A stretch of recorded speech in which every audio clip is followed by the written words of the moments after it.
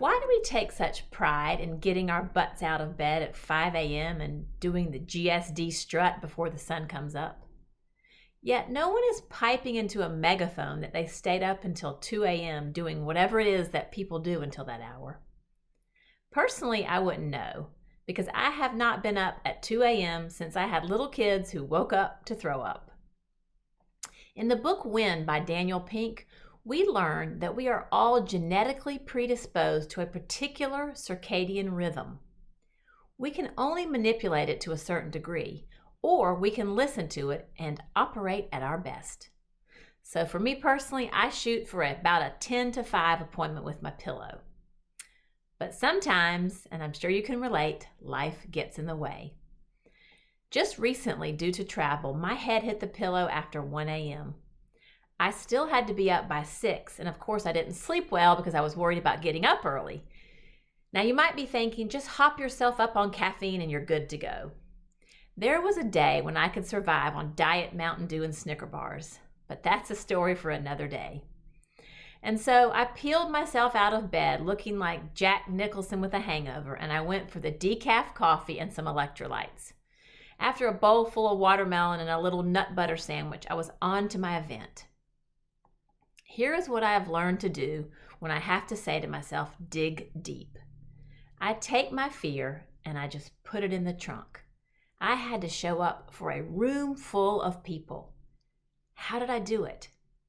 I dug deep into connecting with others, caring about their journey, and devoting my resources to serving.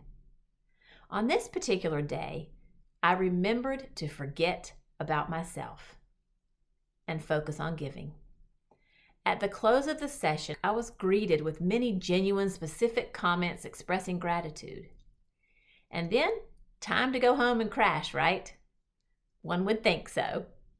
My poor husband. I was on a high all night. I talked all the way to dinner, through dinner, and suggested an after-dinner walk. I was just a talking and a walking, as if I didn't need sleep at all. So now you're probably thinking, well, good for you. What does this have to do with me? Here's the scoop. I actually know why I had so much energy because I have learned the science behind it, and I would love to share it with you. When we ingest caffeine, simple carbs, or sugar, we're getting this non-sustainable burst of energy. It is one form of what I call pleasure stacking. Pleasure stacking is this choice that also comes with a price. When we get fast energy from ingestible sources, our brain defends against that response. So we need more and more of it to get that same boost. But if we choose complex carbs or matcha tea, we get a slower, less frenzied elevation. But they are still not as long-lasting as biologically synthesized energy. So where did I get the sustainable, organic run of joy? I got it from a dash of norepinephrine, a scoop of serotonin, and a bucket of the mother of all sustainable feel-good neurotransmitters, oxytocin. Our bodies are created to produce these molecules so that we can function with joy and overcome negative or traumatic experiences. So where can you get yours? Today's Talk to the Brain tip is a trifecta. So number 1 for norepinephrine, challenge yourself. It's quite simple. Much like adrenaline, we can synthesize it by doing something outside of our comfort zone, something that makes us nervous or excited. That's where we can get some norepinephrine. Okay, where do we get serotonin?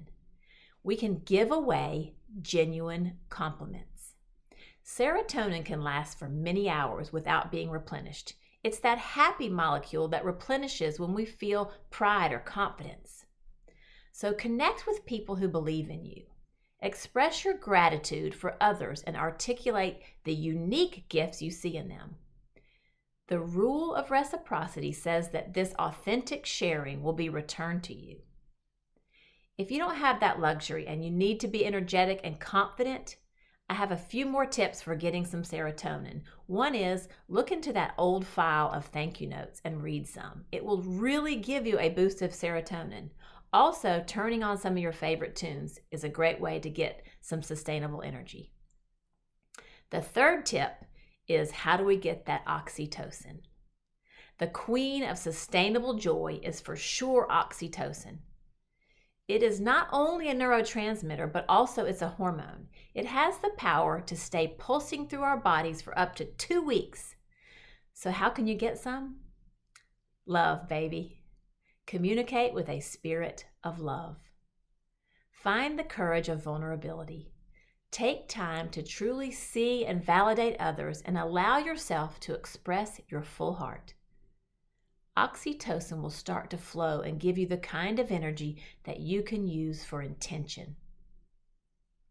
I have a name for this 3-part cocktail of norepinephrine, serotonin, and oxytocin. I call it joy, the biology of joy. What gives you joy and energy? Go and do that. And then take that energy, repurpose it, and give it away. If this Talk to the Brain tip intrigued you, I would love to hear from you. And please subscribe to my channel for more Talk to the Brain tips.